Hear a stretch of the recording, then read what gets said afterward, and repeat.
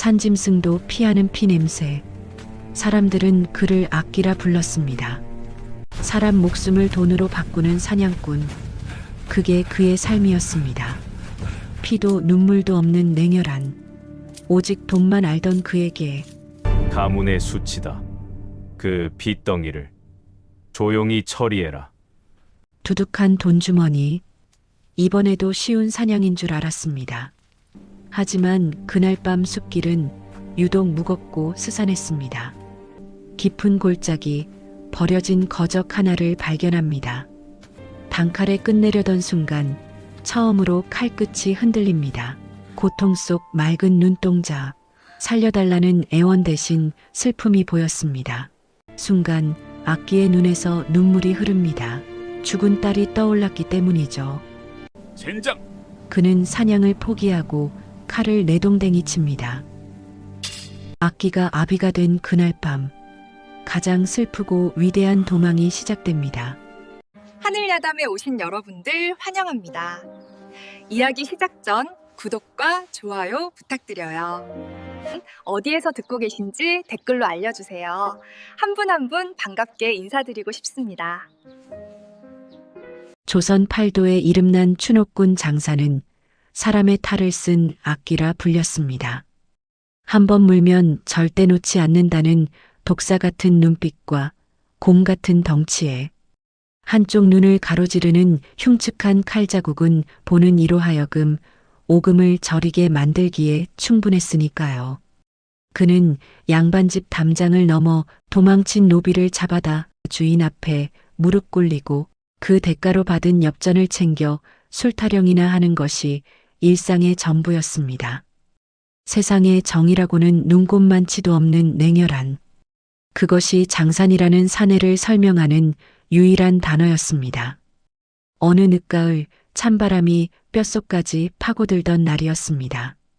장사는 한양에서도 세도 가문으로 으뜸가는 조대감댁 사랑채에 불려갔습니다. 병풍 뒤에 앉은 조대감은 얼굴조차 보이지 않은 채 낮고 서늘한 목소리로 말했습니다. 쥐새끼 한 마리가 숲에 버려졌다. 쥐새끼라 하시면 역병에 걸려 죽은 줄 알고 내다 버린 계집아이다. 헌데 숨이 붙어 있다는 소문이 돌더구나. 가문의 수친이라. 조용히, 아주 조용히 처리하고 오거라. 장사는 품속에 찔러 넣어준 묵직한 전대를 만지작거렸습니다. 역병 걸린 아이 하나 처리하는 일. 평소 하던 일에 비하면 식은 죽 먹기보다 쉬운 일이었습니다. 그는 아무 말 없이 고개를 끄덕이고는 대감집을 나섰습니다. 하늘에는 먹구름이 잔뜩 끼어 금방이라도 비를 뿌릴 듯 음산했고 장산의 발걸음은 왠지 모르게 천근만근 무거웠습니다. 인적 끊긴 깊은 산속, 으스스한 바람소리만이 가득한 골짜기에 도착했을 때였습니다. 낙엽 구르는 소리조차 비명처럼 들리는 그곳에 정말로 누군가 버리고 간 멍석 하나가 덩그러니 놓여 있었습니다. 가까이 다가가니 썩은 내가 진동하고 파리떼가 윙윙거리며 멍석 주위를 맴돌고 있었습니다. 장사는 미간을 찌푸리며 허리춤에 찬 칼을 뽑아들었습니다. 귀찮은 일을 빨리 끝내고 주막에 가서 탁주나 한 사발 들이켤 생각이었습니다. 그가 멍석을 향해 칼을 내리꽂으려던 찰나였습니다. 엄마. 멍석 안에서 가늘고 희미한 신음이 새어나왔습니다. 죽은 줄 알았던 것이, 아니 죽어야만 했던 것이 아직 숨을 쉬고 있었던 겁니다. 장사는 흠칫 놀라 칼을 멈추고 멍석 끝을 발로 툭 걷어찼습니다. 그러자 그 안에서 드러난 것은 차마 눈 뜨고 볼 수 없을 만큼 처참한 몰골의 어린아이였습니다. 온몸은 열꽃이 피어 붉게 달아올랐고 얼굴은 천연두 자국으로 짓물러 성한 곳이 없었습니다. 7살이나 되었을까? 앙상하게 마른 팔다리는 나뭇가지처럼 비틀어져 있었고 숨을 쉴 때마다 가슴팍이 힘겹게 들썩였습니다. 빌어먹을 산송장이 따로 없구먼. 장사는 바닥에 침을 퇴뱉었습니다. 조대감이 말한 가문의 수치라는 게 바로 이것이었습니다. 양반네들은 체면 때문에 병든 핏줄조차 이리 짐짝처럼 내다버리는 족속들이었습니다. 어차피 놔두면 짐승밥이 되거나 얼어 죽을 목숨. 장사는 차라리 제 손으로 고통을 끊어주는 것이 자비라 생각하며 다시 칼을 고쳐 잡았습니다. 서슬 퍼런 칼날이 아이의 목을 겨누었습니다. 바로 그때 감겨있던 아이의 눈이 스르르 떠졌습니다.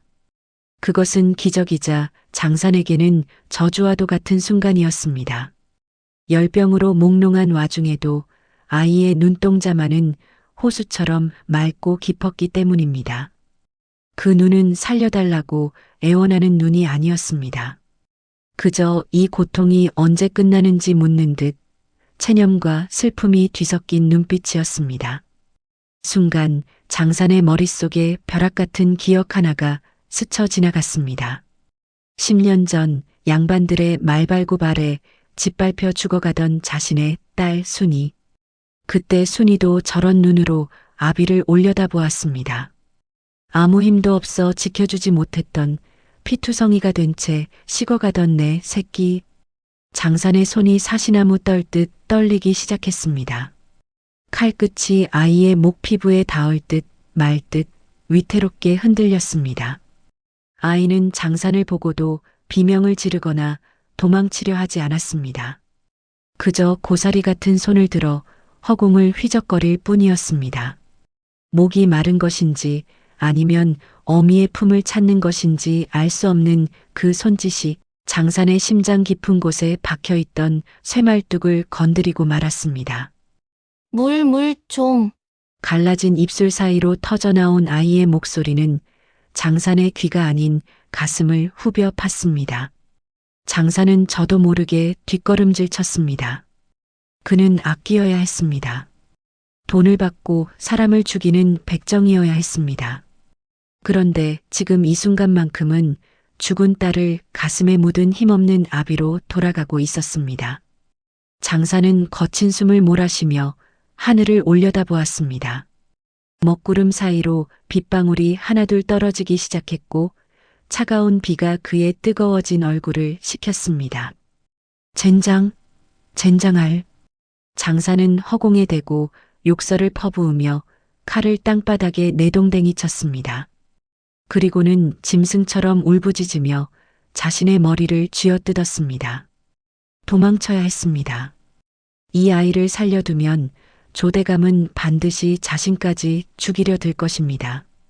자신의 목숨을 걸면서까지 구할 가치가 있는 아이가 아니었습니다. 이 아이는 양반의 씨앗이고 자신은 그들에게 짓밟힌 천민이었습니다. 허나 눈앞에서 꺼져가는 저 작은 생명을 외면하기에는 장산의 가슴 속에 남은 상처가 너무나 깊고 아팠습니다. 한참을 웅크리고 앉아있던 장산이 거칠게 몸을 일으켰습니다. 그는 빗물에 젖은 칼을 주워 칼집에 꽂아 넣고는 성큼성큼 아이에게 다가갔습니다. 그리고는 입고 있던 낡은 속옷을 벗어 아이를 감쌌습니다. 피고름이 묻어나는 아이의 몸을 더러운 것도 모른 채 자신의 넓은 품에 꽉 끌어안았습니다. 아이의 뜨거운 체온이 차가운 갑옷을 뚫고 장산의 가슴으로 전해졌습니다. 살자. 내가 살려주마. 장산의 목소리는 물기에 젖어 있었습니다. 그는 멍석을 찢어 아이를 등에 단단히 업었습니다. 천하의 추노꾼 장산이 사냥감이 아닌 지켜야 할 것을 등에 업은 첫날이었습니다. 어둠이 짙게 깔린 산길을 내려가는 그의 뒷모습은 마치 거대한 바위가 움직이는 듯 위태로우면서도 묵직했습니다. 그것이 지옥으로 가는 길인 줄 알면서도 그는 뚜벅뚜벅 걸음을 옮겼습니다. 그렇게 장사는 스스로 조대감이라는 거대한 권력의 등을 돌리고 도망자의 삶을 선택했습니다. 그의 등 뒤에서는 아이의 거친 숨소리가, 앞에서는 모진 비바람이 몰아치고 있었습니다. 이것이 훗날 조선 팔도를 눈물로 적실 춘옥군과 공보소녀의 기막힌 인연의 시작이었습니다. 과연 악기라 불리던 사내는 이 죽어가는 꽃을 피워낼 수 있을까요? 그리고 그들을 쫓는 잔혹한 운명의 칼날은 언제쯤 그들의 목을 겨누게 될까요? 비바람이 몰아치는 산속은 그야말로 생지옥이나 다름없었습니다. 장사는 등 뒤에 엎인 아이가 빗물에 젖을까봐 자신의 도롱이를 벗어 꽁꽁 싸매고 미끄러운 지늘길을 네 발 짐승처럼 기어서 올라갔습니다. 한참을 헤맨 끝에 짐승들이나 드나들 법한 좁고 습한 동굴 하나를 발견했지요. 장사는 바닥에 마른 낙엽을 두툼하게 깔고 그 위에 조심스럽게 아이를 눕혔습니다. 축 늘어진 아이의 몸은 불덩이처럼 뜨거웠고 거친 숨소리는 동굴 안을 가득 메운 빗소리마저 뚫고 나올 만큼 위태로웠습니다. 장사는 급하게 부싯돌을 쳐서 모닥불을 피웠습니다. 타닥타닥 타오르는 불빛 아래 드러난 아이의 얼굴은 참혹했습니다. 천연두 호암마마보다 무섭다는 그 병마가 아이의 조망만한 얼굴을 덮쳐 붉은 반점이 터질 듯 부풀어 올라 있었으니까요. 살이 썩어가는 고약한 냄새가 코를 찔렀지만 장사는 코를 막는 대신 아이의 이마에 투박한 손을 얹었습니다. 일이 뜨거워서야. 쯧쯧. 얘야, 정신 좀 차려보거라. 아이는 대답 대신 끙끙 앓는 소리만 내뱉을 뿐이었습니다. 장사는 밖으로 나가 차가운 빗물을 넓적한 바위 틈에 받아왔습니다. 그리고는 자신이 입고 있던 속적삼을 북북 찢어 물에 적신 뒤 아이의 이마와 몸을 닦아주기 시작했지요.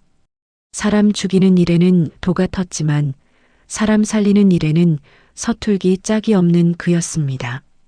거친 손길이 닿을 때마다 아이가 아파서 움찔거렸지만 장사는 멈출 수가 없었습니다. 이대로 두면 오늘 밤을 넘기지 못할 것이 뻔했기 때문입니다.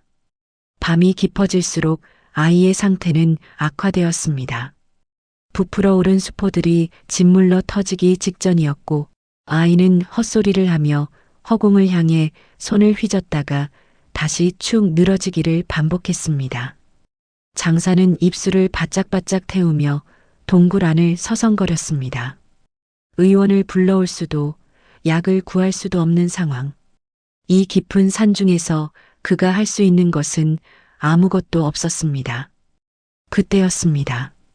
아이가 가물거리는 눈을 뜨고 장산을 쳐다보며 무어라 중얼거렸습니다. 아파. 너무 아파요. 어머니. 그래, 많이 아플 게다. 내가 해줄 수 있는 게 없구나.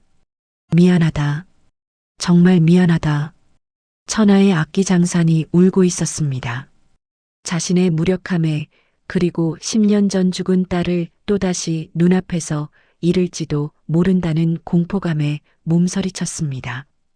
그는 아이의 얼굴을 자세히 들여다보았습니다. 노랗게 골문 고름이 금방이라도 터져나와 아이의 숨통을 끊어놓을 것만 같았습니다. 독이 꽉 찬 저 고름을 빼내야만 열이 내릴 터인데 침도 없고 칼도 없으니 그저 발만 동동 구를 뿐이었지요. 순간 장산의 눈빛이 번뜩였습니다. 도구가 없다면 남은 것은 오직 하나뿐이었습니다. 그는 굳게 결심한 듯 아이의 머리맡에 무릎을 꿇고 앉았습니다. 그리고는 떨리는 손으로 아이의 얼굴을 감싸쥐었습니다. 남들은 더럽다고 전염된다고 침을 뱉고 도망간 그 얼굴이었습니다. 하지만 장산에게는 그저 아픈 내 새끼의 얼굴일 뿐이었습니다. 조금만 참거라. 아비가. 아니, 이 아저씨가 다 가져가 주마. 그 아픔 내가 다 가져갈 테니 너는 살아야 한다. 장사는 숨을 크게 들이마신 뒤 골마 터지기 직전인 아이의 볼에 자신의 입술을 갖다 대었습니다. 그것은 마치 악기가 재물에게 하는 입맞춤처럼 보였으나 실상은 세상에서 가장 숭고한 입맞춤이었습니다. 입안 가득 비릿하고 역한 고름의 맛이 확 퍼졌습니다. 구역질이 치밀어 오르고 속이 뒤집히는 듯 했으나 장사는 멈추지 않았습니다. 그는 힘껏 고름을 빨아내고는 바닥에 퇴하고 뱉어내기를 반복했습니다. 1번, 2번, 10번. 그의 입가에는 누런 고름과 붉은 피가 범벅이 되어 흘러내렸습니다. 아이가 고통스러운 듯 신음하며 몸을 비틀었지만 장사는 아이를 꽉 붙들고 놓지 않았습니다. 자신이 멈추면 아이가 죽는다는 생각에 그는 자신의 입이 썩어 들어가는 줄도 모르고 독을 빨아내고 또 빨아내었습니다. 이마, 볼, 턱. 성한 곳 하나 없는 아이의 얼굴을 자신의 입술로 덮으며 장사는 마음속으로 빌고 또 빌었습니다. 제발 이 아이만은 살려달라고, 내 목숨을 가져가도 좋으니 이 작은 생명만은 거두지 말아달라고 말입니다. 그렇게 얼마나 시간이 흘렀을까요? 동굴밖 빗소리가 잦아들고 새벽 여명이 희미하게 밝아올 무렵이 되어서야 장사는 거친 숨을 몰아쉬며 뒤로 낮아빠졌습니다. 입안은 헐어서 쓰라리고 온몸은 탈진하여 손가락 하나 까딱할 힘이 없었습니다. 하지만 그의 시선은 오직 아이에게 고정되어 있었습니다. 신기하게도 아이의 들끓던 열이 조금씩 내리고 거칠던 숨소리도 한결 편안해져 있었습니다. 도끼를 빼낸 자리는 흉측하게 패이고 피가 맺혔지만 적어도 죽음의 그림자는 물러가고 있었지요. 장사는 흐릿한 눈으로 아이를 보며 피 묻은 입술을 비틀어 웃었습니다. 그 웃음은 그가 평생 지어본 적 없는 바보 같으면서도 따뜻한 미소였습니다. 그는 기어가듯 다가가 아이의 젖은 머리카락을 쓸어 넘겨주었습니다. 이제 이 아이의 얼굴에는 평생 지울 수 없는 곰보 자국이 남을 것입니다. 세상 사람들은 흉하다 손가락질하겠지만 장산에게 그 자국은 자신이 목숨을 걸고 아이를 지켜낸 영광의 상처이자 사랑의 증표였습니다. 살았다. 살았어. 이제 됐다. 장사는 긴장이 풀리며 스르르 눈이 감겼습니다. 꿈속에서 그는 죽은 딸 순이를 만났습니다. 순이는 더 이상 울지 않고 환하게 웃으며 장산의 손을 잡아주었습니다. 마치 아빠 잘했어. 정말 잘했어. 라고 칭찬해주는 듯 했습니다. 그날 밤 악기라 불리던 사내는 비로소 사람이 되었습니다. 누군가를 죽이는 손이 아니라 살리는 손을 가진 진짜 아비가 된 것입니다. 아침 햇살이 동굴 안으로 스며들어 두 사람을 비추었습니다. 고름과 피로 얼룩진 장산의 얼굴과 곰보 자국으로 뒤덮인 아이의 얼굴. 세상에서 가장 못생기고 기구한 두 얼굴이 나란히 누워있는 모습은 역설적이게도 세상 그 무엇보다 아름다운 풍경이었습니다. 잠결에 아이가 무의식적으로 장산의 품으로 파고들었습니다. 장산은 잠결에도 본능적으로 팔을 뻗어 아이를 감싸 안았습니다. 마치 세상의 모든 풍파로부터 이 작은 생명을 지켜내겠다는 듯 그의 팔은 단단한 울타리가 되어 주었지요. 하지만 그 평온함도 잠시 숲속 어딘가에서 바스락거리는 소리가 들려왔습니다. 동물인지 아니면 그들을 쫓는 추격자인지 알 수 없는 불안한 기운이 감돌았습니다. 장사는 맹수처럼 번쩍 눈을 떴습니다. 그의 눈빛은 어젯밤의 따뜻함은 온데간데 없고 다시금 서늘한 살기로 번뜩이고 있었습니다. 이제 그는 혼자가 아니었습니다. 지켜야 할 새끼가 생긴 짐승은 전보다 더 사납고 무서운 법이니까요. 장사는 자는 아이를 깨우지 않게 조심스레 몸을 일으켜 칼을 잡았습니다. 동굴 입구에 서서 밖을 내다보는 그의 등은 태산처럼 거대해 보였습니다. 이제부터 시작될 도피 생활은 지난밤의 고통보다 더 혹독할지도 모릅니다. 허나 장사는 두렵지 않았습니다. 자신의 등 뒤에 목숨보다 귀한 것이 숨쉬고 있었기 때문입니다. 지옥 같은 열병이 휩쓸고 간 자리는 참혹했습니다. 아이는 목숨을 건졌으나 그 대가는 가혹하리만큼 컸습니다. 고운 백자 같던 피부는 온데간데였고 얼굴 전체가 공보 자국으로 뒤덮여 울퉁불퉁해졌기 때문입니다. 마치 누군가 진흙밭을 마구 짓밟아 놓은 것처럼 아이의 얼굴에는 깊고 붉은 흉터들이 어지럽게 들어차 있었습니다. 동굴 밖에는 어느새 첫눈이 내리고 있었고 세상을 하얗게 덮어가는 눈과는 대조적으로 동굴 안두 사람의 공기는 무겁게 가라앉아 있었습니다. 며칠 만에 기운을 차린 연하가 비틀거리며 일어났습니다. 장사는 밖에서 잡아온 산토끼를 구석에서 손질하다가 인기척에 고개를 돌렸습니다. 아이는 낯선 동굴과 낯선 산에 그리고 달라진 자신의 몸 상태에 어리둥절한 표정이었습니다. 손으로 얼굴을 만지작거리던 아이의 손끝이 파르르 떨리기 시작했습니다. 손가락 끝에 닿는 감촉이 예전과 달랐기 때문이지요. 매끄러웠던 뺨은 거칠었고 오목조목했던 코와 입 주변은 딱딱한 딱지로 뒤덮여 있었습니다. 이게 뭐야? 연하의 목소리가 공포로 젖어들었습니다. 장사는 하던 일을 멈추고 황급히 아이에게 다가가려 했으나 아이는 뒷걸음질 치며 동굴 입구 쪽에 고여있던 물웅덩이로 향했습니다. 빗물이 고여 만들어진 작은 웅덩이. 그 맑은 수면 위로 아이의 얼굴이 비친 순간 동굴 안에는 찢어질 듯한 비명이 울려 퍼졌습니다. 아니야. 이거 나 아니야. 연하는 바닥에 주저앉아 자신의 얼굴을 감싸쥐고 발버둥 쳤습니다. 거울 속 괴물이 자신을 삼켜버리기라도 한 듯 아이는 공포에 질려 숨조차 제대로 쉬지 못했습니다. 조대감 댁의 귀한 손녀로 옥처럼 귀하게 자랐던 아이였습니다. 비단 옷을 입고 꽃신을 신으며 세상 모든 예쁜 것만 보고 자랐던 아이가 하루아침에 공보 괴물이 되었으니 그 충격은 7살 아이가 감당하기엔 너무나 벅찬 것이었습니다. 장사는 차마 아이에게 다가가지 못하고 어정쩡하게 서 있었습니다.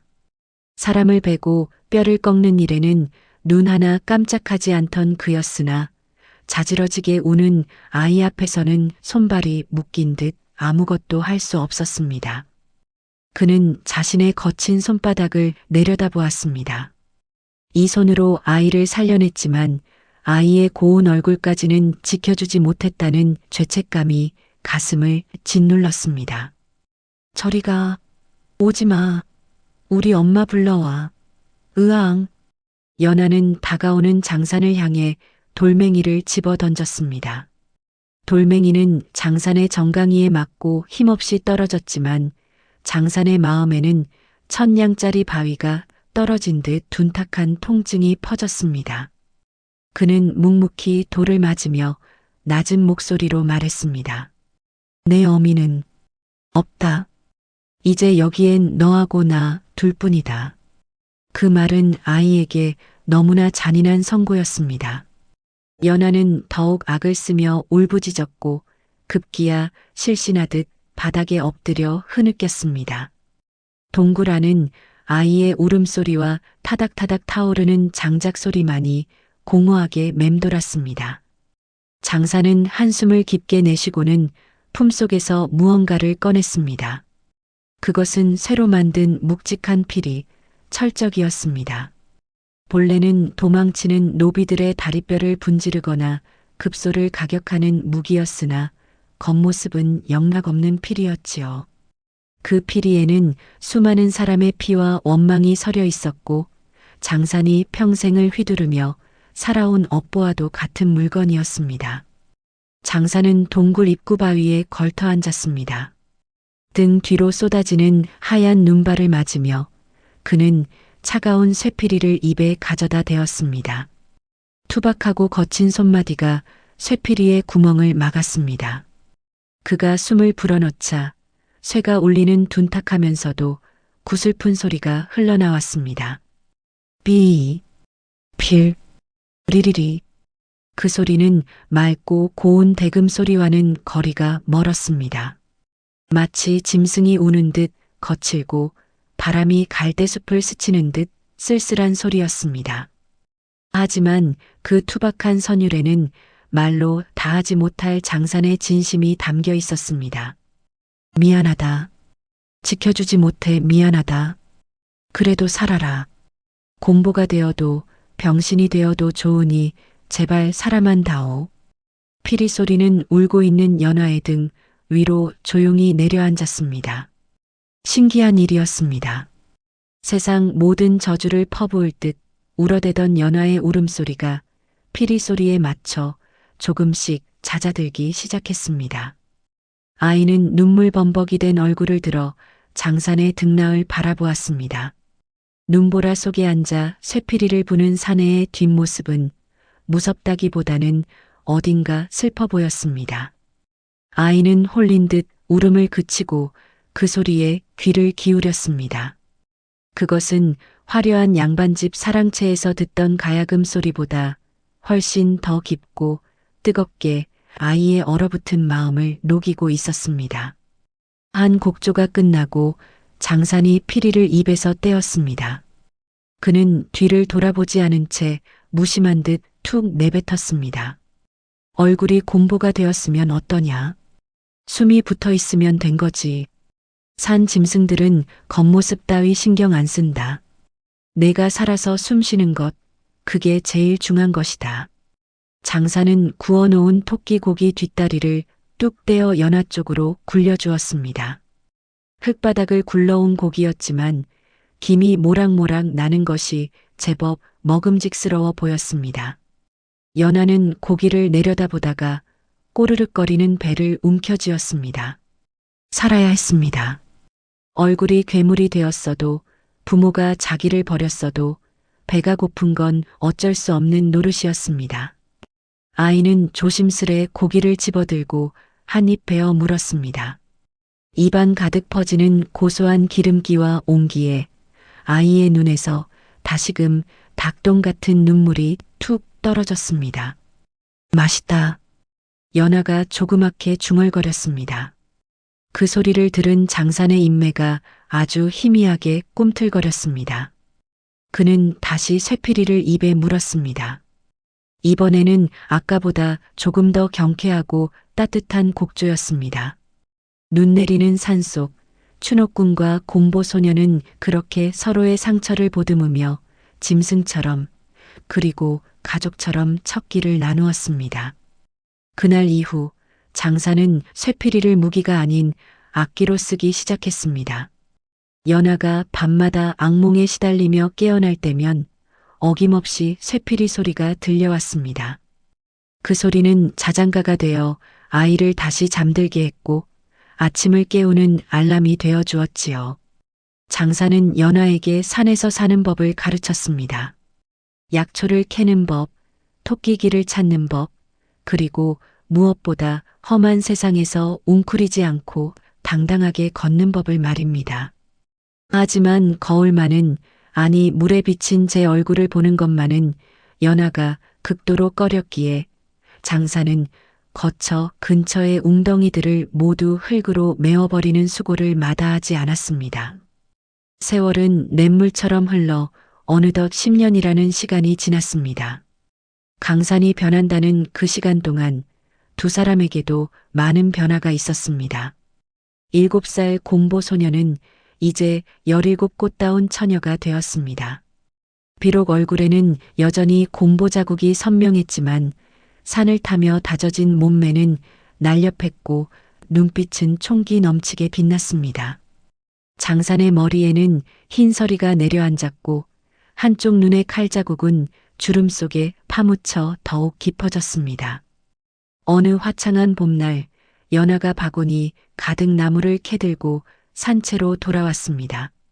그녀의 걸음걸이에는 거침이 없었고 입가에는 콧노래가 흥얼거려졌습니다. 그 콧노래는 10년 전 장산이 불어주었던 그 쇠필이 곡조였습니다. 아버지, 나왔어. 오늘 더덕 큰 놈을 캤어. 이걸로 술 담그면 딱이겠는데? 연하가 씩씩하게 외치며 방문을 열었습니다. 이제 그녀는 장산을 자연스럽게 아버지라 불렀습니다. 비록 피 한 방울 섞이지 않았고 시작은 죽이려던 자와 죽을 뻔한 자의 악연이었으나 그들은 세상 그 어떤 부녀보다 끈끈한 정으로 이어져 있었습니다. 장산은 마당에서 장작을 패다 말고 허리를 펴며 땀을 닦았습니다. 무뚝뚝한 표정은 여전했지만 딸을 바라보는 눈빛만은 봄 햇살처럼 따사로웠습니다. 뭐냐? 밥상 차려놨다. 씻고 들어오너라. 평범하고 소박한 일상. 세상이 그들을 잊었고 그들 또한 세상을 잊고 사는 평화로운 나날이었습니다. 허나 운명이란 놈은 참으로 짓궂어서 이 작은 행복조차 오래 두지 않으려나 봅니다. 산 아래 마을 장터에 다녀오겠다던 장산이 평소보다 늦어지고 있었습니다. 해가 뉘엿뉘엿 넘어가고 어둠이 깔리기 시작하자 연하는 살인문 앞에 서서 까치발을 들고 산길을 내려다보았습니다. 아버지가 왜 이리 늦으시지? 불길한 예감은 언제나 틀린 적이 없었습니다. 장산이 장터에서 마주친 것은 10년 전 죽은 줄 알았던 아이의 흔적을 쫓는 하이에나 같은 자들이었으니까요. 고요했던 산속에 다시금 피바람이 불어오고 있었습니다. 과연 추노꾼 아비와 공보딸은 이 거대한 폭풍을 견뎌낼 수 있을까요? 철적 소리에 담긴 그들의 슬픈 사랑 노래가 이제 가장 격정적인 이악장으로 넘어가려 하고 있었습니다. 해는 이미 서산 너머로 꼬리를 감췄는데 장산은 여전히 산 아래 장터 어귀를 서성이고 있었습니다. 평소라면 필요한 물건만 사고 도망치듯 산으로 돌아갔을 그였으나 오늘따라 그의 발목을 잡는 것이 있었습니다. 난전 한 구석에 놓인 붉은 댕기 하나였습니다. 투박한 무명천으로 만든 싸구려 댕기였지만 장산의 눈에는 그것이 비단보다 고와 보였습니다. 어느새 훌쩍 커버린 연화에 따은 머리에 저걸 메어주면 얼마나 예쁠까 공보라고 놀림받아도 제 아비 눈에는 세상 제일 가는 꽃인 것을 알려주고 싶었던 geb니다. 장산은 주위를 두리번거리다 품속 깊이 넣어둔 쌈지돈을 꺼냈습니다. 약초를 팔아모은 꼬깃꼬깃한 엽전 몇잎을 떨리는 손으로 상인에게 건넸습니다. 심장이 쿵쾅거렸습니다. 누가 볼까, 혹여나 누가 자신의 흉터난 얼굴을 알아볼까봐 숨조차 크게 쉬지 못했습니다. 여기 이거 주시오. 아이고, 따님 주시려나 보네. 색이 참 곱지요? 상인의 말에 장산은 묵묵부답으로 댕기를 받아 급히 품에 넣고는 몸을 돌렸습니다. 등 뒤에서 식은땀이 흘러내렸습니다. 사람이 북적이는 곳에 있으면 피냄새를 맡은 짐승처럼 본능적으로 신경이 곤두서는 탓이었습니다. 그는 서둘러 인파를 해치고 산으로 향하는 샛길로 접어들었습니다. 헌데 장터 골목 어둠 속에서 누군가의 시선이 장산의 뒤통수에 꽂혔습니다. 절뚝거리는 다리를 이끌고 그림자처럼 장산의 뒤를 밟는 사내가 있었습니다. 산길은 칠흑 같은 어둠에 잠겨 있었고 부엉이 우는 소리만이 스산하게 울려 퍼졌습니다. 장산은 10년 넘게 오르내린 익숙한 길이었지만 오늘따라 등 뒤가 서늘했습니다. 바스락 마른 낙엽 밟는 소리가 들렸습니다.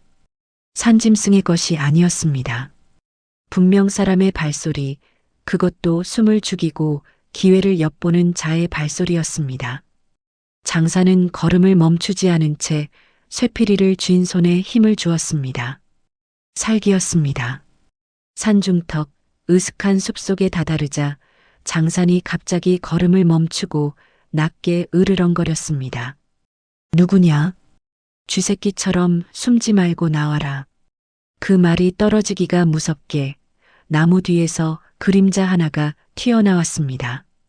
달빛에 비친 사내의 얼굴은 분노로 일그러져 있었고 손에는 녹슨 낫 한 자루가 들려 있었습니다. 한쪽 다리를 심하게 저는 그 사내는 거친 숨을 몰아쉬며 장산을 노려보았습니다. 장산, 내 놈이 맞구나. 이 악기 같은 놈, 칠성이냐? 장산의 눈이 커졌습니다. 기억하고 있었습니다. 15년 전 주인 집 쌀가마니를 훔쳐 달아나다 장산에게 잡혔던 노비 칠성이. 그때 장산은 도망치지 못하게 한다며 쇠피리로 칠성이의 오른쪽 다리를 사정없이 내리쳤었지요. 평생을 절름발이로 살게 만든 장본인이 바로 자신이었기에 장산은 할 말을 잃었습니다. 칠성이가 낯을 겨누며 한 발짝 다가왔습니다.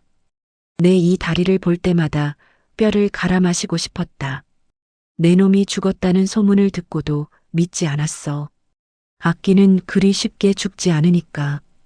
오늘이 내 제삿날이다. 칠성이가 악을 쓰며 달려들었습니다. 보통 때의 장산이라면 단숨에 제압하고도 남았을 테지만 그는 쇠피리를 휘두르는 대신 뒷걸음질을 쳤습니다. 싸울 수 없었습니다. 자신이 다치면 집에서 기다리는 연하는 굶어 죽을지도 모릅니다. 또다시 피를 묻히면 연하의 아비로서 떳떳하게 돌아갈 수 없을 것 같았습니다. 장사는 날아오는 낫을 아슬아슬하게 피하며 나무 등걸에 등을 기대었습니다. 그리고는 칠성이 앞에 털썩 무릎을 꿇었습니다. 미안하다. 칠성이의 낫이 허공에서 멈췄습니다. 천하의 추노꾼 장산이 피도 눈물도 없던 그 독사가 무릎을 꿇고 사죄를 하다니요. 칠성이는 자신의 눈을 의심하며 멍하니 서 있었습니다. 내 다리 내놓으라고. 내 인생 돌려내란 말이야. 근데 뭐, 미안하다? 그게 다야? 죽여도 좋다. 내 죄가 씻긴다면 100번이라도 죽어주마. 허나, 오늘은 안 된다. 제발 부탁이다. 집에서 내 새끼가 밥을 굶고 기다린다. 새끼? 내 놈 같은 짐승에게 새끼가 있다고? 지나가던 개가 웃겠구나. 칠성이는 코웃음을 쳤지만 장산의 눈빛은 진심이었습니다. 살려달라고 비굴하게 매달리는 것이 아니라 지켜야 할 것이 있는 자의 절박함이 묻어나는 눈빛. 그때 산 아래쪽에서 횃불들이 움직이는 것이 보였습니다. 광군이나 사병들이 움직이는 징조였습니다. 장사는 화들짝 놀라 몸을 일으켰습니다. 비켜라. 놈들이 오고 있다. 나중에 내 목을 가지러 오거라. 장사는 칠성이를 밀치고 숲을 가로질러 달리기 시작했습니다. 칠성이는 잠시 망설이다가 낫을 고쳐 쥐고 장산의 뒤를 쫓았습니다. 저놈이 정말 새끼를 키우는지 아니면 또 다른 거짓말을 하는지 제 눈으로 확인해야겠다고 생각한 겁니다. 장산이 숨을 헐떡이며 도착한 곳은 바위 틈에 교묘하게 숨겨진 다 쓰러져가는 오두막이었습니다. 살인문을 열고 들어서는 장산을 향해 방 안에서 누군가 뛰쳐나왔습니다. 아버지, 왜 이제 오셔? 얼마나 걱정했는데. 얼굴에 곰보 자국이 가득한 처녀가 장산의 품에 와락 안겼습니다. 뒤따라와 덤불 속에 숨어 지켜보던 칠성이는 숨이 턱 막혔습니다. 천하의 악기가 저 흉측한 얼굴을 한 아이를 보물단지 모시듯 끌어안고 등을 토닥여주고 있었습니다. 장산의 얼굴에는 칠성이가 한 번도 본 적 없는 바보같이 순박한 미소가 번져 있었습니다. 오냐, 늦어서 미안하다. 이것 봐라. 장터에서 예쁜 댕기를 하나 사왔어. 장산이 주섬주섬 붉은 댕기를 꺼내 연화의 머리에 대어주자 연화는 아이처럼 까르르 웃었습니다. 그 웃음소리가 삭막한 산속의 공기를 따뜻하게 데워주었습니다. 칠성이는 손에 쥐고 있던 낫을 스르르 내려놓았습니다. 복수심으로 불타오르던 가슴 한구석이 찌르르하게 아려왔습니다. 자신을 병신으로 만든 원수였지만 지금 눈앞에 있는 사내는 짐승이 아닌 그저 늙고 지친 아비일 뿐이었습니다. 게다가 저 곰보소녀, 어디서 많이 본 듯한 기품이 서려 있으나 세상의 풍파를 온몸으로 맞은 듯한 모습이 칠성이의 마음을 묘하게 흔들었습니다. 그때였습니다. 바람결에 말발굽 소리가 실려왔습니다. 장산도 연하도 그 소리에 웃음을 멈추고 굳어버렸습니다. 장산이 본능적으로 연하를 등 뒤로 감추며 쇠피리를 꺼내 들었습니다. 긴장감이 감도는 찰나 덤불 속에서 부스럭 소리와 함께 칠성이가 모습을 드러냈습니다. 연하가 비명을 지르며 장산의 옷자락을 꽉 붙들었습니다. 누구세요? 겁먹지 마라. 내 아는 사람이다. 장산이 연하를 안심시키며 칠성이를 경계 어린 눈으로 바라보았습니다. 칠성이는 절뚝거리는 다리로 성큼성큼 다가와 두 사람 앞에 섰습니다. 그리고는 퉁명스럽게 하지만 다급하게 내뱉었습니다. 도망쳐. 지금 당장. 뭐라 했느냐? 장터에서부터 냄새가 났어. 조 대감네 사냥개들이 풀렸다고. 내 놈 뒤를 밟은 게 나뿐만이 아니란 말이다. 장산의 얼굴이 사색이 되었습니다. 조 대감이라면 10년 전 연하를 버리라 명했던 그자가 아닙니까? 놈들이 냄새를 맡고 여기까지 온 것입니다. 칠성이는 품에서 주먹밥 덩어리를 꺼내 연하의 손에 쥐어주었습니다. 그리고는 장산에게 눈을 부라리며 소리쳤습니다. 뭐해? 멍청하게 서 있을 거야? 내가 놈들을 다른 쪽으로 유인할 테니 그 사이 뒷산 너머로 튀어. 칠성아, 내가 왜? 착각하지 마라. 내 놈이 예뻐서가 아니야. 저 아이가 불쌍해서다. 내 다리병신 만든 값은 나중에 톡톡히 받을 테니 그때까지 목숨줄 붙들고 있어라. 칠성이는 뒤도 돌아보지 않고 숲 쪽을 향해 소리를 지르며 뛰어갔습니다. 마치 자신이 도망자인 것처럼 요란하게 풀숲을 헤치며 횃불이 있는 쪽으로 달려갔습니다. 칠성이의 절뚝거리는 뒷모습이 어둠 속으로 사라지자 장산은 입술을 꽉 깨물었습니다. 15년 전 자신이 짐승처럼 짓밟았던 자가 오늘 자신과 딸을 살리기 위해 미끼를 자처한 것입니다. 장산의 눈가가 붉어졌습니다.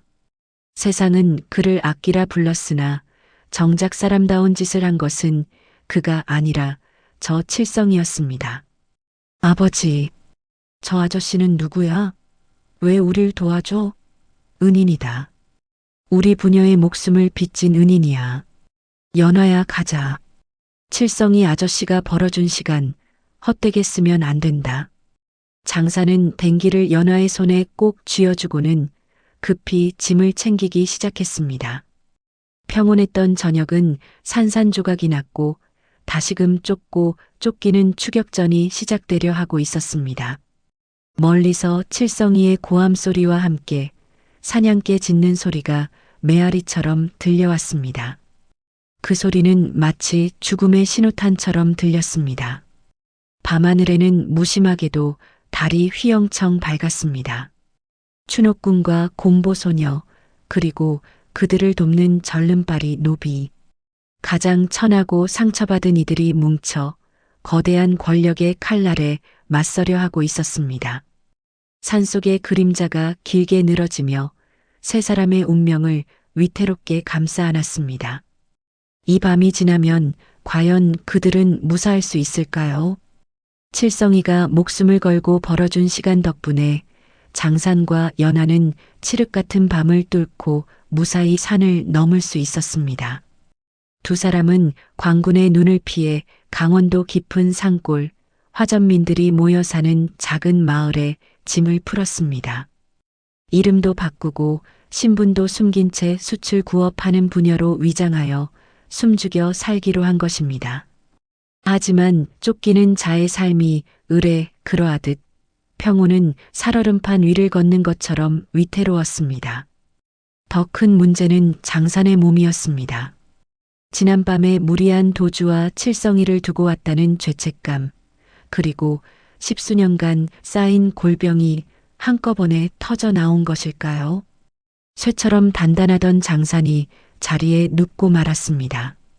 밤새 끓는 가래소리가 방 안을 가득 채웠고 열은 불덩이처럼 올라 좀처럼 내릴 기미가 보이지 않았습니다. 연하는 뜬 눈으로 밤을 지새우며 장산의 이마에 물수건을 갈아주었습니다. 숯을 판 돈은 도망쳐 오느라 챙기지 못했고 당장 약 한 첩 지을 돈조차 없는 형편이었습니다. 공보 자국 가득한 연하의 얼굴에 근심이 어두운 그림자처럼 내려앉았습니다. 아버지, 일어나세요. 네, 저만 두고 가시면 안 돼요. 쿨러. 괜찮다. 그냥 몸살이다. 장사는 딸을 안심시키려 애써 웃어 보였지만 그 미소마저 힘겨워 보였습니다. 연하는 입술을 꽉 깨물었습니다. 이대로 아버지를 보낼 수는 없었습니다. 자신을 살리기 위해 입으로 고름을 빨아내고 평생을 도망자로 살아온 분이 아닙니까? 연하는 부엌구석, 장산이 절대 열어보지 말라며 신신당부했던 낡은 나무 상자를 떠올렸습니다. 평소라면 아버지의 말을 거역할 생각조차 안 했겠지만 지금은 찬밥 더운 밥 가릴 처지가 아니었습니다. 혹시나 그 안에 돈이 될 만한 것이 있을까 싶어 연하는 떨리는 손으로 상자를 열었습니다. 먼지 쌓인 상자 뚜껑이 삐걱 소리를 내며 열렸습니다. 헌데 그 안에서 나온 것은 엽전 꾸러미가 아니었습니다. 쑥 검댕이 묻은 낡은 천 조각들 사이로 유독 눈부시게 빛나는 붉은 비단 강보 하나가 곱게 개어져 있었습니다. 화전민의 집구석에는 절대 어울리지 않는 귀하디귀한 물건이었습니다. 연하는 홀린 듯 강보를 집어들었습니다. 손끝에 닿는 비단의 감촉이 너무나 부드러워 소름이 돋을 정도였습니다. 그리고 강보 한 귀퉁이에는 금실로 수놓아진 글자 하나가 선명하게 박혀 있었습니다. 세도가 조대감 가문을 뜻하는 문장이었습니다. 이게 왜 우리 집에? 연하의 심장이 쿵쾅거렸습니다. 아버지는 분명 평생을 백정이나 추노꾼으로 천한 일만 하며 살았다고 했습니다. 그런 아버지에게 이런 귀한 비단이 있을 리 만무했습니다. 그때 강보 사이에서 툭 하고 떨어진 것이 있었습니다. 반쪽짜리 옥 놀이개였습니다. 깨진 단면이 날카로운 하지만 그 빛깔만큼은 영롱한 옥 놀이개. 연하는 그것을 주워들고 멍하니 생각에 잠겼습니다. 직감적으로 알 수 있었습니다. 이것이 자신의 출생과 관련된 물건임을, 그리고 아버지가 무언가 엄청난 비밀을 숨기고 있음을 말입니다. 하지만 지금 당장 중요한 것은 과거의 비밀이 아니라 현재의 목숨이었습니다. 연하는 놀이개를 꽉 쥐었습니다. 이걸 팔면 아버지의 약값을 마련할 수 있을 것입니다. 연하는 목도리로 얼굴을 칭칭 감아 공보 자국을 가리고 읍내 장터로 향했습니다.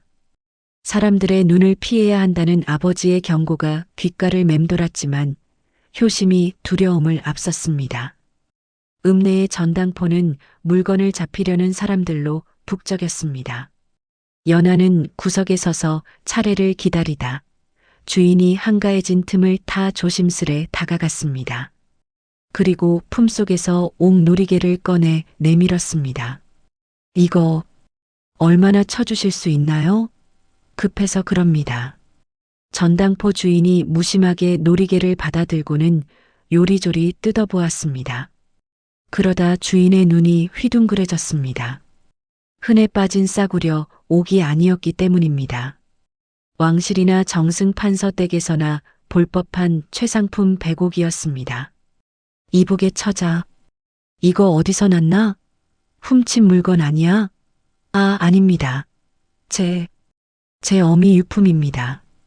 연하가 황급히 둘러댔지만 목소리는 떨리고 있었습니다.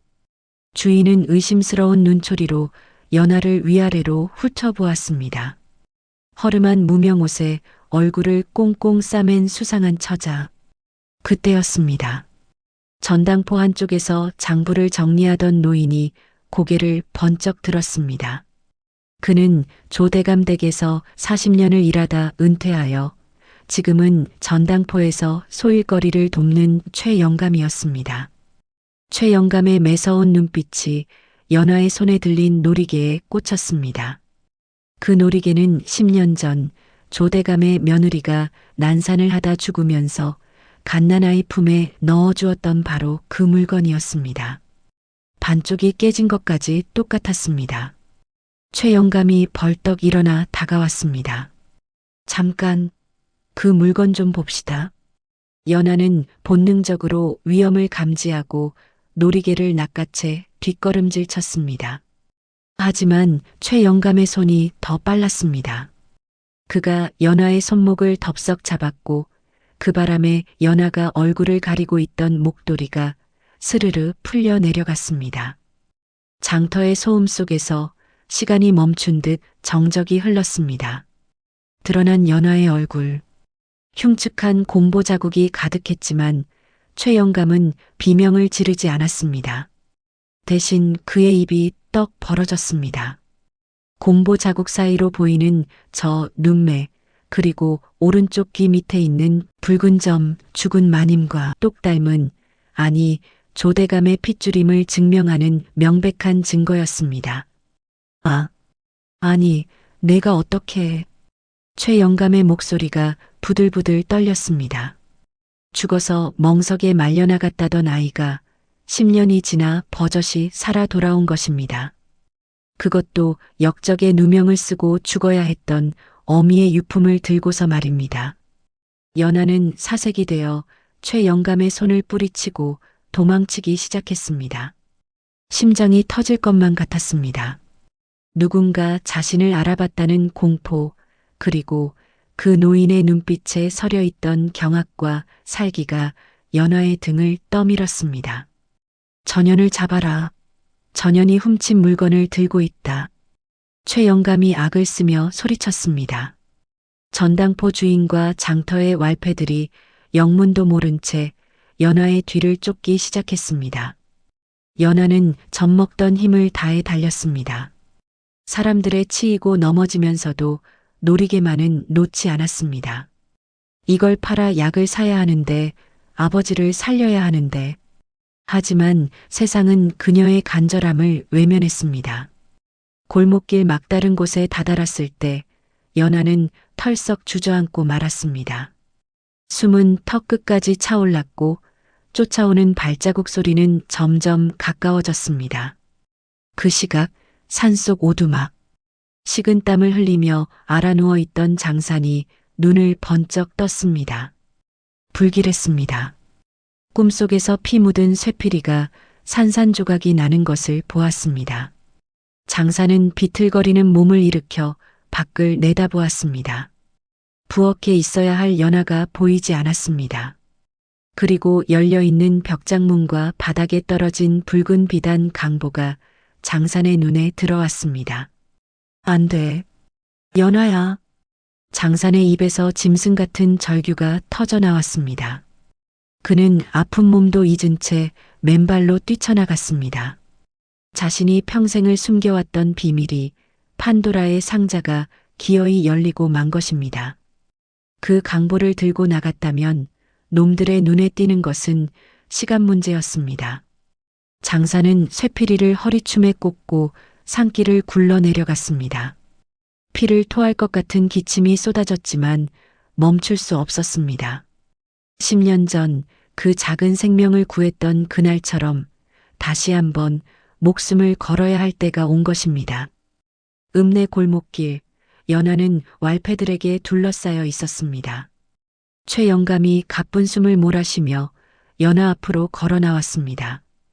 그는 연하의 얼굴을 다시 한번 뚫어지게 쳐다보며 비릿한 미소를 지었습니다. 천연두를 알았다더니 얼굴이 아주 볼만하구나. 허나 피는 못 속이는 법이지. 내년이 바로 조대감 댁에서 내다버린 그 계집애가 맞지? 연화의 눈동자가 흔들렸습니다. 조대감 댁? 내다버린 계집애? 그게 무슨 소리란 말인가? 나의 아버지는 장산이고 나는 화전민의 딸인데. 혼란스러워하는 연화에게 최 영감이 쐐기를 박았습니다. 내 놈을 키워준 그 작자가 내 진짜 아비인 줄 알았더냐? 그놈은 내 목숨을 쥐고 흔들던 백정놈이다. 내 어미를 죽게 만든 원수놈의 사냥개란 말이다. 하늘이 무너지는 것 같았습니다. 연하는 믿을 수 없다는 듯 고개를 저었습니다. 아니야, 그럴 리 없어. 나를 위해 입으로 고름을 빨아내던 분인데, 나를 위해 평생을 헌신한 분인데. 하지만 손에 쥐고 있는 옥놀이개가, 그리고 벽장 속 비단 강보가 최 영감의 말이 사실임을 소리치고 있었습니다. 연화의 눈에서 뜨거운 눈물이 주르륵 흘러내렸습니다. 배신감일까요? 아니면 슬픔일까요? 그녀의 세상이 송두리째 흔들리고 있었습니다. 끌고 가라. 대감마님께서 아주 기뻐하시겠구나.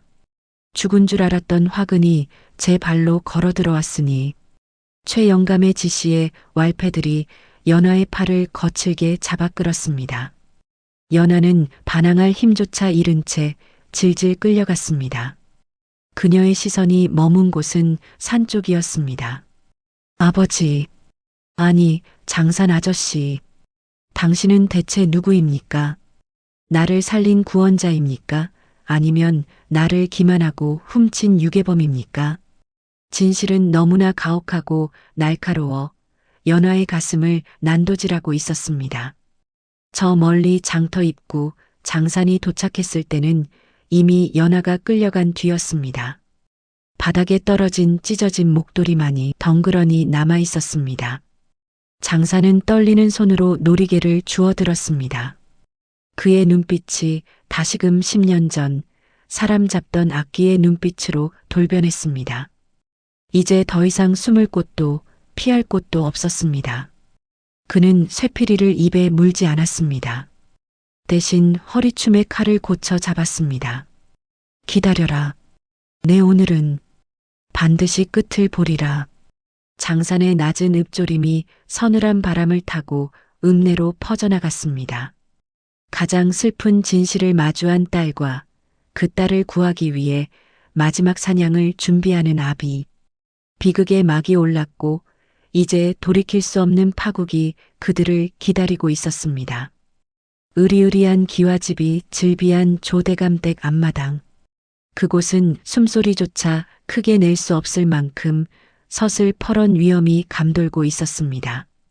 횃불이 대낮처럼 밝혀진 가운데 연하는 짐승처럼 포박되어 차가운 돌바닥에 무릎 꿇려 있었습니다. 사랑채 방문이 열리고 뒷짐을 진 노인이 천천히 걸어 나왔습니다. 조정의 실세이자 이 집안의 주인인 조대감이었습니다. 그는 최 영감이 바친 반쪽짜리 옥놀이개를 만지작거리며 연하의 얼굴을 뚫어지게 내려다보았습니다. 고개를 들어라. 서리 같은 목소리에 연하가 천천히 고개를 들었습니다.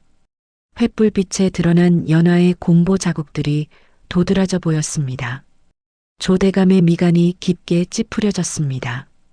그 얼굴을 보는 것만으로도 오물이 묻은 듯 불쾌해하는 기색이 역력했지요. 천하의 몹쓸 것, 감히 살아서 내 눈앞에 나타나다니. 역병에 걸려 죽어야 했을 운명이거늘 어찌 즐기게도 살아남아 가문에 먹칠을 하려 드느냐.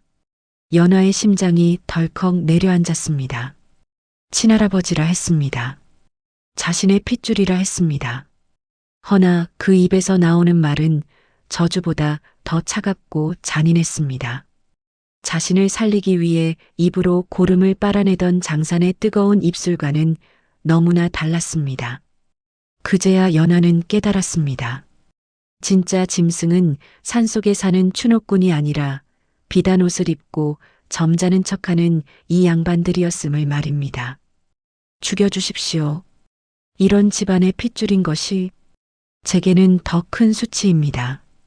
연하가 쏘아붙이자 조대감의 눈썹이 꿈틀했습니다. 감히 천한 것이 말대꾸를 한다며 옆에 있던 하인이 연하의 뺨을 거세게 올려붙였습니다. 짝! 하는 파열음과 함께 연하가 바닥으로 나뒹굴었습니다. 입안이 터져 비릿한 피맛이 났지만 연하는 이를 악물고 노려보았습니다. 당돌한 년, 내 어미를 닮아 고집이 세구나. 여봐라, 멍석을 말아라. 이번에는 실수 없이 아주 깊은 강물에 던져버릴 것이다. 소문나지 않게 쥐도 새도 모르게 처리해라. 하인들이 굵은 멍석을 들고 연하에게 다가왔습니다. 10년 전 갓난아기 때 겪었던 그 끔찍한 일이 다시 반복되려 하고 있었습니다. 연하는 눈을 질끈 감았습니다. 아버지, 장산 아버지. 마지막 순간 떠오른 사람은 자신을 버린 이대감 댁 사람들이 아니라 투박한 손으로 쇠피리를 불어주던 그 사내였습니다. 그때였습니다. 쾅! 하는 굉음과 함께 굳게 닫혀있던 대문이 부서져라 열렸습니다. 나무 파편이 사방으로 튀며 문을 지키던 문지기들이 나가떨어졌습니다. 마당에 모여있던 수십 개의 눈동자가 일제히 대문 쪽으로 쏠렸습니다. 자욱한 흙먼지 사이로 한 사내가 걸어 들어오고 있었습니다. 피를 토할 듯 기침을 해대던 병약한 노인은 온데간데 없었습니다. 한 손에는 시퍼렇게 날이 선 쇠피리를 들고 살기를 뿜어내는 악귀 장산만이 그곳에 서 있었습니다. 누구냐? 내 딸 내놔라. 그 손 치우란 말이다. 장산의 목소리는 지옥 밑바닥에서 긁어올린 듯 낮고 묵직했습니다. 조대감이 콧방귀를 뀌며 손짓했습니다. 저 미친놈을 당장 베어라. 감히 어디라고 행패를 부려. 조대감의 사병들이 칼을 뽑아들고 장산에게 달려들었습니다. 십수명의 칼날이 장산을 향해 쇄도했지만 그는 물러서지 않았습니다. 오히려 맹수처럼 앞으로 튀어나갔습니다. 챙, 깡, 날카로운 칼과 묵직한 쇠피리가 부딪히며 불꽃이 튀었습니다. 장산은 화려한 검수를 쓰지 않았습니다. 그저 살기 위해, 뚫기 위해 몸을 던지는 처절한 몸부림이었습니다. 사병의 칼이 장산의 어깨를 베고 지나갔지만 그는 눈 하나 깜짝하지 않고 쇠피리로 상대의 정강이를 박살냈습니다. 뼈가 부러지는 둔탁한 소리가 비명보다 먼저 울려 퍼졌습니다. 으악! 장산의 쇠피리는 춤을 추듯 그러나 잔혹하게 사병들을 쓰러뜨렸습니다. 머리를 치고 명치를 찌르고 손목을 꺾었습니다. 한때 사람을 사냥하던 기술이 이제는 사람을 구하는 기술이 되어 폭발하고 있었습니다. 하지만 다대일의 싸움은 중과부적이었습니다. 장산의 등과 허벅지, 팔뚝에는 순식간에 수많은 칼자국이 생겨났고 붉은 선혈이 뚝뚝 떨어져 바닥을 적셨습니다. 그래도 그는 멈추지 않았습니다. 피를 흘리면서도 뚜벅뚜벅 연하가 있는 곳을 향해 한 발짝씩 다가갔습니다. 멍석 옆에 쓰러져 있던 연하가 눈물 범벅이 된 얼굴로 소리쳤습니다. 아버지, 안 돼. 도망가요. 제발 그냥 가세요. 가만히 있어라. 아비가 집에 가자고 했지 않느냐? 장사는 거친 숨을 몰아쉬며 피 묻은 얼굴로 씩 웃었습니다. 그 웃음이 너무나 슬프고도 든든해서 연하는 가슴이 미어지는 듯 했습니다. 조대감은 당황한 기색이 역력했습니다. 천한 백정놈 하나가 자신의 정예 사병들을 추풍낙엽처럼 쓰러뜨리고 있었으니까요. 그는 급히 최영감을 불렀습니다. 활을 쏴라. 저놈의 숨통을 끊어. 지붕 위에 매복해 있던 궁수들이 활 시위를 당겼습니다. 핑, 파열음과 함께 화살이 비처럼 쏟아졌습니다. 장사는 본능적으로 바닥에 떨어져 있던 문짝 하나를 들어 올려 화살을 막아냈습니다. 투두둑 툭 화살들이 문짝에 박히는 소리가 요란했습니다. 하지만 모든 화살을 다 막을 수는 없었습니다. 한 발의 화살이 문짝 틈을 뚫고 들어와 장산의 왼쪽 허벅지에 깊숙이 박혔습니다. 장산이 으윽하고 신음하며 한쪽 무릎을 꿇었습니다. 잡았다. 놈이 지쳤다. 쳐라. 사병들이 기회를 놓치지 않고 다시 벌떼처럼 달려들었습니다. 절체절명의 순간 장사는 짐승처럼 포효하며 박힌 화살을 제 손으로 뚝 부러뜨렸습니다. 그리고는 부러진 화살촉이 박힌 채로 다시 일어나 쇠피리를 휘둘렀습니다. 그 모습은 흡사 불사신과도 같았습니다. 고통을 잊은 사내, 아니 고통보다 더 큰 사랑에 미친 사내의 모습에 사병들마저 공포에 질려 뒷걸음질 쳤습니다. 마침내 장사는 사병들의 포위망을 뚫고 연화 앞까지 도달했습니다. 그는 피투성이가 된 손으로 연화를 묶고 있던 포승줄을 끊어냈습니다. 연화가 풀려나자마자 장산의 품에 와락 안겼습니다. 장산의 몸에서는 비릿한 피냄새와 땀냄새, 그리고 익숙한 숯 냄새가 났습니다. 그것은 세상에서 가장 안전한 냄새였습니다. 아, 아버지, 피가 너무 많이 나요. 괜찮다. 스친 것뿐이다. 장사는 딸의 눈물을 투박한 손으로 닦아주었습니다. 자신의 손에 묻은 피가 연화의 뺨에 묻었지만 그는 개의치 않았습니다. 그는 연화를 등 뒤로 숨기며 조대감을 향해 쇠피리를 겨누었습니다. 잘 들어라. 이 아이는 조씨 가문의 핏줄이 아니다. 내 딸 장연하다. 한 번만 더 내 딸에게 손을 대면 그때는 이 집안의 기둥뿌리까지 모조리 뽑아버릴 것이다. 장산의 일갈에 마당의 공기가 얼어붙었습니다. 조대감은 부들부들 떨며 손가락질했습니다. 하지만 그의 눈에도 두려움이 서려 있었습니다. 자신의 손녀를 버린 비정한 할아버지와 남의 자식을 위해 목숨을 건 양아버지, 누가 더 당당한지, 누가 더 위험이 있는지 하늘은 이미 알고 있는 듯 했습니다. 하지만 현실은 냉혹했습니다.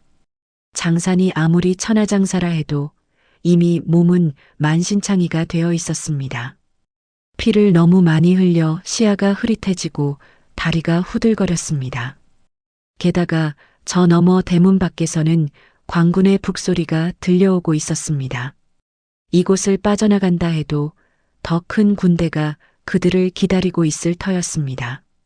장사는 곁눈질로 담장 쪽을 살폈습니다. 개구멍 하나가 보였습니다.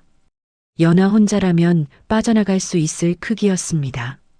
그는 결심한 듯 연하의 어깨를 잡고 속삭였습니다. 연하야, 잘 듣거라. 내가 길을 열 테니 너는 저 담장 밑 구멍으로 나가라. 뒤도 돌아보지 말고 칠성이 아저씨가 있는 약속 장소로 뛰거라. 싫어. 같이 가. 아버지 두고는 절대로 안 가. 제발. 아비 말 좀 들어라. 내가 살아야 나도 산다. 장산이 처음으로 연하에게 버럭 소리를 질렀습니다. 그의 눈에 고인 눈물이 횃불빛을 받아 반짝였습니다. 연하는 그 눈빛의 의미를 알았습니다. 그것은 작별의 인사였습니다. 죽음을 각오한 아비의 마지막 부탁이었습니다. 잡아라. 저놈들을 놓치면 너희 목을 다 칠 것이다. 조대감의 독촉에 사병들이 다시금 포위망을 좁혀왔습니다. 장사는 연하를 힘껏 밀쳐내고 다시 쇠피리를 고쳐주었습니다. 그리고는 사자우를 토해내며 적진 한가운데로 뛰어들었습니다. 가라. 어서 가란 말이다. 장산의 등 뒤로 수십 개의 칼날이 꽂히려는 순간 연하는 피눈물을 삼키며 개구멍을 향해 기어갔습니다. 아버지의 비명과 쇠 부딪히는 소리가 등 뒤에서 들려왔지만 귀를 막고 달렸습니다. 살아야 했습니다. 아버지가 목숨 바쳐 열어준 이 길을 헛되게 할 수는 없었습니다. 차가운 밤 공기를 가르며 도망치는 연화의 귓가에 장산이 불어주던 구슬픈 쇠피리 소리가 환청처럼 들려왔습니다. 이제 그 소리는 자장가가 아니라 아비의 장송곡이 되어 밤하늘로 흩어지고 있었습니다. 과연 장산은 이 지옥 같은 곳에서 살아남을 수 있을까요? 아니면 딸을 위해 스스로 불타오르는 장작이 되어 재로 사라지게 될까요? 핏빛 추격의 끝, 그 슬프고도 위대한 결말이 다가오고 있습니다. 동이 터오는 새벽, 조대감댁 마당에는 비릿한 피냄새와 함께 서늘한 냉기가 감돌고 있었습니다. 밤새 이어진 모진 고문 끝에 장사는 피투성이가 된 채 형틀에 묶여 있었습니다. 그의 온몸은 성한 곳 하나 없이 찢어지고 터져 보는 이로 하여금 고개를 돌리게 만들 정도였지요. 하지만 그의 눈빛만은 여전히 꺾이지 않은 채 눈앞의 조대감을 형형하게 노려보고 있었습니다. 조대감은 바닥에 뒹구는 반쪽 난 쇠피리를 발로 툭 찼습니다. 장산이 평생을 분신처럼 여기던 그리고 딸을 위해 불어주던 그 쇠피리는 이제 주인을 잃고 차가운 흙바닥에 처박혀 있었습니다. 독한 놈, 뼈가 으스러져도 입을 열지 않는구나. 내 놈이 정령 죽고 싶은 게냐? 조대감이 혀를 차며 물었습니다.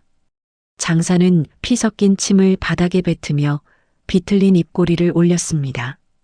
그의 머릿속에는 오직 하나, 연하가 무사히 도망쳤을까 하는 걱정뿐이었습니다. 시간을 끌어야 했습니다. 자신이 여기서 죽어나가는 시체라도 되어야 놈들이 연하를 쫓는 것을 포기할 테니까요. 내가 했다. 무엇이라? 내가 그 아이를 납치했다. 돈 좀 뜯어내 보려고 버려진 핏덩이를 주워다 종련으로 부려먹었단 말이다. 장산의 입에서 거짓 자백이 흘러나왔습니다. 그것은 자신의 목숨을 제물로 바쳐 딸의 명예를 지키려는 세상에서 가장 슬픈 거짓말이었습니다. 자신이 유괴범이 되고 연하가 피해자가 되어야만 훗날 연하가 이 끔찍한 가문의 굴레에서 벗어날 수 있다고 믿었기 때문입니다. 조대감은 그제야 만족한 듯 수염을 쓰다듬었습니다. 그럼 그렇지. 천한 백정놈이 감히 양반의 핏줄을 탐내. 여봐라, 이놈의 죄상이 밝혀졌으니 당장 목을 베어라. 본보기로 삼아 저작거리에 효수할 것이다. 망나니가 시퍼런 칼을 들고 춤을 추기 시작했습니다. 장사는 조용히 눈을 감았습니다. 귓가에 들려오는 것은 칼바람 소리뿐 두려움은 없었습니다. 연하야, 부디 좋은 짝 만나서 평범하게 살 거라. 내 딸로 살아줘서 고마웠다. 그는 마음속으로 마지막 유언을 남기며 죽음을 받아들이려 했습니다. 망나니의 칼이 허공을 가르며 장산의 목을 향해 내려 꽂히려는 찰나였습니다. 멈추시오. 그 칼을 멈추란 말이오. 대문 밖에서 찢어질 듯한 비명이 울려 퍼졌습니다. 모두의 시선이 쏠린 곳에 도망친 줄 알았던 연하가 서 있었습니다. 혼자가 아니었습니다. 그 옆에는 낯을 든 칠성이와 칠성이가 밤새 발이 부르트도록 뛰어다니며 모아온 마을 사람들이 횃불을 들고 구름처럼 몰려와 있었습니다. 장산이 감았던 눈을 번쩍 떴습니다. 연하야, 왜 돌아왔어? 어서 가라지 않고. 장산이 짐승처럼 울부짖었습니다. 다 된 밥에 재를 뿌리듯 제 발로 죽음의 구렁텅이에 돌아온 딸을 보며 장산의 가슴은 천갈래 만갈래로 찢어졌습니다. 하지만 연하의 표정은 단호했습니다. 그녀는 뚜벅뚜벅 형틀 앞으로 걸어왔습니다. 그리고는 망나니 앞을 가로막고 섰습니다. 비키거라. 같이 죽고 싶은 게냐? 예. 차라리 같이 죽겠습니다. 이분이 죽어야 한다면 저도 여기서 죽겠습니다. 연화의 서슬 펄언 외침에 좌중이 술렁거렸습니다. 조대감이 기가 막히다는 듯 헛웃음을 터뜨렸습니다. 내년이 미쳤구나. 감히 내 어미를 죽게 만든 원수놈을 감싸다니. 그놈은 너를 종으로 부리려고 납치한 놈이다. 아닙니다. 하늘이 알고 땅이 압니다. 이분은 제 진짜 아버지입니다. 연하는 쓰고 있던 두건을 벗어 던졌습니다. 공보 자국이 선명한 얼굴이 아침 햇살 아래 적나라하게 드러났습니다. 사람들이 수군거리며 흉측하다 손가락질했지만 연하는 아랑곳하지 않고 조대감을 똑바로 쳐다보았습니다. 대감마님 기억하십니까? 10년 전 역병이 무서워 멍석에 말아버린 그 핏덩이를요. 짐승도 제 새끼는 버리지 않는다는데 당신들은 가문의 수치라며 산채로 나를 버렸습니다. 조대감의 얼굴이 불그락푸르락해졌습니다. 치부가 만천하에 드러나는 순간이었습니다. 연하는 형틀에 묶인 장산에게 다가가 피 묻은 그의 뺨을 어루만졌습니다. 모두들 보시오. 내 얼굴이 흉측합니까? 더럽습니까? 허나 이분은 고름이 터져 피가 흐르는 내 얼굴에 입을 맞추었습니다. 약이 없어 자신의 입으로 독을 빨아내고 밤새 열을 내리기 위해 차가운 냇물에 몸을 담그셨던 분입니다. 연하의 눈에서 뜨거운 눈물이 주르륵 흘러내려 장산의 얼굴 위로 떨어졌습니다. 장산은 목이 메어 아무 말도 하지 못하고 그저 고개만 저을 뿐이었습니다. 연하의 절규는 계속되었습니다. 누가 진짜 아비입니까? 피 한 방울 섞였다고 나를 버린 당신입니까? 아니면 피 한 방울 안 섞였지만 나를 위해 목숨을 건 이분입니까? 내 뼈와 살을 만든 건 당신들일지 몰라도 내 영혼을 키운 건 오직 장산 이분뿐입니다. 구경하던 마을 사람들의 눈시울이 붉어졌습니다. 손가락질하던 손들이 슬그머니 내려갔고 여기저기서 훌쩍이는 소리가 들려왔습니다. 칠성이가 낫을 땅에 찍으며 소리쳤습니다. 맞소. 내가 증인이오. 이 사람은 악기가 아니오. 자식을 위해 지옥불에도 뛰어든 진짜 아비란 말이오. 분위기가 반전되자 조대감은 당황하여 어쩔 줄을 몰랐습니다. 명분도 민심도 잃어버린 상황. 그는 쥐고 있던 지팡이를 부들부들 떨며 최후의 발악을 했습니다. 시끄럽다. 전현이 삿된 것에 홀려 정신이 나갔구나. 둘 다 쳐라. 당장 목을 쳐서 가문의 화근을 없애라. 망나니가 다시 칼을 치켜들었습니다. 그 순간 연하가 장산의 몸 위로 엎드렸습니다. 칼이 내려오면 자신의 등이 먼저 베일 태세였습니다. 장산은 묶인 손을 비틀어 끊어질 듯 힘을 주며 소리쳤습니다. 안 된다. 연하야 비켜라. 제발, 제발. 바로 그 절체절명의 순간이었습니다. 대문 밖에서 웅장한 말발굽 소리와 함께 누군가의 우렁찬 호통 소리가 관아를 뒤흔들었습니다. 어명이다. 칼을 거두라. 모두가 얼어붙은 듯 멈춰섰습니다. 먼지를 일으키며 들어선 것은 암행어사의 마패를 든 광군들이었습니다. 그 선두에는 10년 전 장산이 산속에서 구해줬던 한 선비가 서 있었습니다. 당시엔 남루한 차림으로 길을 잃고 헤매던 그를 장산이 밥을 먹여보냈었는데 그가 훗날 암행어사가 되어 돌아온 것입니다. 암행어사는 말에서 내려 형틀 앞으로 성큼성큼 걸어왔습니다. 그리고는 사색이 된 조대감을 향해 마패를 들어 보였습니다. 조가놈은 듣거라. 내 놈이 권세를 이용하여 양민을 학살하고 어린 손녀까지 유기한 죄를 낱낱이 알고 있다. 더구나 충심으로 아이를 키운 의인을 죽이려 하다니 내 죄가 하늘을 찌르는구나. 조대감은 다리에 힘이 풀려 그 자리에 주저앉고 말았습니다. 광군들이 들이닥쳐 조대감과 하인들을 포박했습니다. 마당은 순식간에 아수라장이 되었지만 형틀 주변만은 시간이 멈춘 듯 고요했습니다. 연하는 떨리는 손으로 장산의 포승줄을 풀었습니다. 피투성이가 된 장산이 스르르 무너지듯 연하의 품으로 쓰러졌습니다. 아버지, 아버지 정신 차리세요. 우리가 살았어요. 이제 다 끝났어요. 장산은 흐릿한 눈으로 연하를 올려다보았습니다. 꿈만 같았습니다. 자신의 딸이 곰보라 놀림받던 그 작은 아이가 태산 같은 권력을 무너뜨리고 자신을 구해낸 것입니다. 그는 피 묻은 손을 들어 연하의 얼굴을, 그 울퉁불퉁하지만 세상에서 가장 아름다운 얼굴을 쓰다듬었습니다. 고맙다, 내 딸, 연하야. 장산의 거친 손길에 연하는 참았던 울음을 터뜨리며 그를 꽉 끌어안았습니다. 그 울음소리는 슬픔이 아닌 승리의 함성이자 사랑의 확인이었습니다. 칠성이도 마을 사람들도 심지어 광군들까지도 그 모습을 보며 눈물을 훔쳤습니다. 바닥에 뒹굴던 반쪽 난 쇠피리 위로 아침 햇살이 눈부시게 쏟아졌습니다.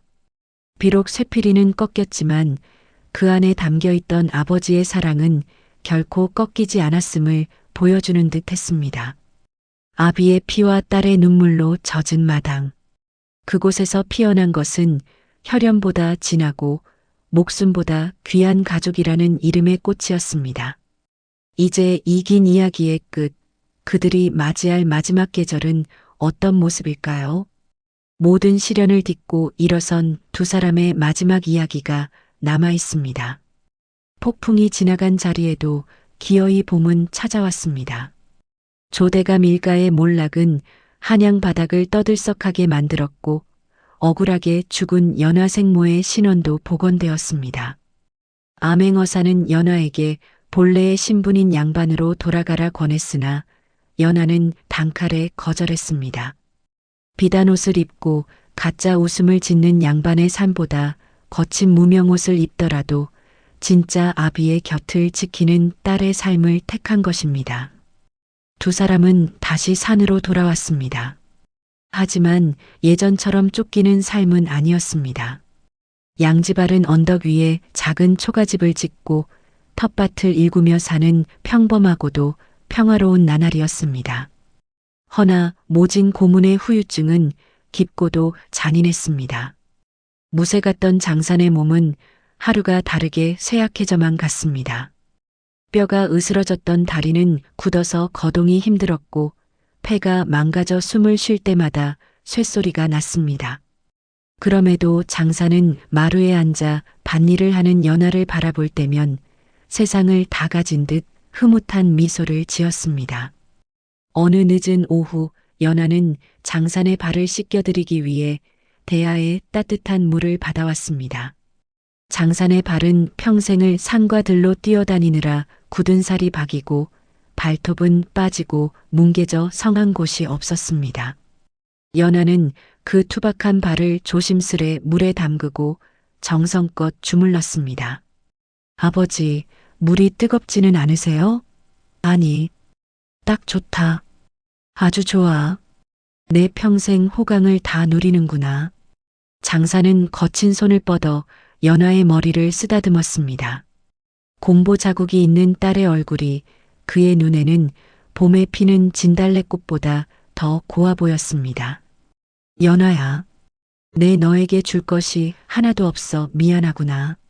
남들처럼 고운 옷 한 벌, 좋은 신랑감 하나 못 구해주고 이 늙은이 수발만 들게 해서 무슨 말씀을 그리 하세요. 아버지가 제게 목숨을 주셨고 세상을 주셨습니다. 저는 아버지 딸로 사는 지금이 제일 행복해요. 연하는 장산의 무릎에 얼굴을 묻었습니다. 장산의 마른 허벅지가 느껴져 가슴이 아려왔습니다. 그는 알 수 있었습니다. 자신에게 남은 시간이 얼마 없다는 것을요. 저승사자가 문턱까지 와서 기다리고 있는 것이 느껴졌지만 그는 두렵지 않았습니다. 다만 홀로 남겨질 연하가 걱정되어 차마 눈을 감을 수가 없었습니다. 며칠 뒤 비가 추적추적 내리는 밤이었습니다. 장산의 기침소리가 심상치 않더니 급기야 피를 한 움큼 토해냈습니다. 놀란 연하가 울며불며 의원을 부르려 뛰쳐나가려 하자 장산이 다급하게 연하의 손목을 잡았습니다. 그의 소나기 힘은 예전 같지 않게 미약했습니다. 가지 마라. 연하야. 곁에 있어 다오. 아버지, 조금만 참으세요. 제가 금방 안다. 내 갈 때가 된 것을 내가 알아. 그러니 내 마지막 가는 길 내가 배웅해 다오. 연하는 자리에 주저앉아 장산의 손을 두 손으로 감싸쥐었습니다. 장산은 가쁜 숨을 몰아쉬며 베개 밑에서 무언가를 꺼냈습니다. 반쪽이 부러진 쇠필이었습니다. 한때는 사람을 죽이는 무기였고 한때는 딸을 재우는 악기였던 그 쇠필이를 연하의 손에 쥐어주었습니다. 이걸 가져가거라. 내가 힘들 때, 세상이 너를 괴롭힐 때, 이 아비가 곁에 있다는 걸 기억하거라. 아버지, 흑흑, 안 돼요. 저 두고 가시면 안 돼요. 울지 마라. 내 딸 연하는 바위 틈에서도 꽃을 피우는 강한 아이가 아니더냐. 곰보라고 기죽지 말고 천안백정 딸이라고 숨지도 말고 당당하게 살 거라. 알겠느냐? 장산의 눈동자가 점점 흐려지고 있었습니다. 그는 마지막 힘을 짜내어 연하의 곰보 자국을 그가 입으로 고름을 빨아냈던 그 자리를 어루만졌습니다. 내 새끼, 참으로 곱다. 내 딸이라서 고맙다. 장산의 손이 힘없이 툭 떨어졌습니다. 거칠게 오르내리던 가슴의 움직임도 멈추었습니다. 방 안에는 빗소리만이 요란하게 울려 퍼졌습니다. 천하의 악기라 불렸으나 실은 누구보다 따뜻한 심장을 가졌던 사내. 자신의 모든 것을 태워 딸을 지켜낸 등불 같던 아비가 영원한 잠에 든 것입니다. 아버지, 아버지, 으앙. 연하는 장산의 식어가는 가슴에 얼굴을 묻고 목 놓아 울었습니다. 그 울음소리는 빗소리를 뚫고 산을 넘어 마을 어귀까지 슬프게 울려 퍼졌습니다. 하늘도 그들의 이별을 슬퍼하는 듯 밤새도록 비를 뿌렸습니다. 장산의 장례는 마을 사람들의 도움으로 치러졌습니다. 연하는 상복을 입고 묵묵히 상주 노릇을 했습니다. 양반집 교수로 돌아갔다면 화려한 장례를 치렀겠지만 그녀는 장산이 가장 좋아했던 뒷산 양지바른 곳에 그를 묻었습니다. 그리고 비석 대신 아버지가 남긴 반쪽난 쇠피리를 무덤 앞에 묻어주려다 다시 품에 넣었습니다. 이것은 아버지가 남긴 유산이자 자신의 용기였기 때문입니다. 사무제를 지내고 내려오는 길 암행어사가 다시 찾아왔습니다. 그는 연하에게 한양으로 가서 살 길을 마련해 주겠다 제안했습니다. 하지만 연하는 정중히 고개를 저었습니다. 날이 호의는 감사하나 저는 이곳에 남겠습니다. 이 험한 산속에서 홀로 어찌 살려 하느냐. 내 아버지를 생각해서라도 편한 길을 가거라. 편한 길이 행복한 길은 아니지요. 아버지는 제게 겉모습이 아닌 마음을 보는 법을 가르쳐 주셨습니다. 저는 여기서 아버지처럼 약초를 캐고 아픈 사람들을 도우며 살겠습니다. 그게 제 아버지 장산의 딸답게 사는 길입니다. 연하의 눈빛은 흔들림이 없었습니다. 10년 전 멍석에 말려 벌벌 떨던 아이의 눈빛이 아니었습니다. 암행어사는 그녀에게서 장산의 기백을 보았습니다. 그는 고개를 끄덕이며 연하의 뜻을 존중해주고 돌아갔습니다. 세월은 또다시 무심하게 흘렀습니다. 산속 오두막에는 곰보 약방이라는 작은 현판이 걸렸습니다. 연하는 아버지에게 배운 약초 지식으로 마을 사람들의 병을 고쳐주었습니다. 사람들은 처음엔 그녀의 흉측한 얼굴을 보고 꺼렸으나 곧 그녀의 따뜻한 손길과 헌신적인 마음에 감동하여 그녀를 선녀님이라 불렀습니다. 얼굴의 흉터는 더 이상 흉이 아니었습니다. 그것은 사랑받은 흔적이자 죽음을 이겨낸 승리의 훈장이었습니다. 어느 화창한 봄날, 연하는 아버지의 무덤가를 찾았습니다.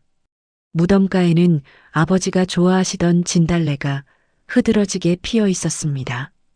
연하는 무덤 앞에 앉아 품속에서 반쪽 난 쇠피리를 꺼냈습니다.